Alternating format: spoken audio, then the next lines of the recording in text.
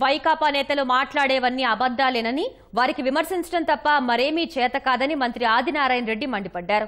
Guntur minority సభలో అల్లర్లు సృష్టించి అరెస్టైన వారికి మద్దతిచ్చిన ప్రొద్దుటూరు ఎమ్మెల్యే శివప్రసాద్ రెడ్డి వైఖరిని తప్పుపట్టారు. ఆయన వైఖరికి నిరసనగా ప్రొద్దుటూరు శివాలయం కూడల్లో ప్రదర్శన నిర్వహించారు. ప్రజల్ని మాయమాటలతో మభ్యపెట్టడం సరికాదని వైకాపా నేతలకు హితవు పలికారు. కేసులు పెట్టి దానికి మళ్ళీ ధర్నా అయిన రాజమౌళి ప్రసాద్ రెడ్డి ఇప్పుడు జగన్మోహన్ రెడ్డి నేర్పించేటువంటి ట్రైనింగ్ అందరికీ. మీరు ఎమ్మెల్యేలలో ఏం మాట్లాడాలా, ఎట్లా సభకు పోకండి, బయట ఎట్లా రవాణాడాలా, ఈ ప్రజల్ని ఎట్లా మొదలు పెట్టాలా, మనం అధికారంలోకి రావాలా, మనం కుమ్మాలా, ప్రజలకు ఏం చేసేది లే, ఇంత తాయడం వేయడం ఎత్తడం, ట్యాక్సులు ఎత్తడం, పాతర్లు నిండాలి.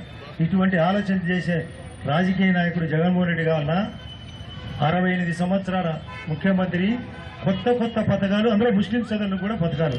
మన జిల్లా మీకు చాలా మందికి తెలిసిన లేదో ఎంఎస్టీపీ స్కీమ్ గా ప్రకటించింది రాష్ట్ర ప్రభుత్వం.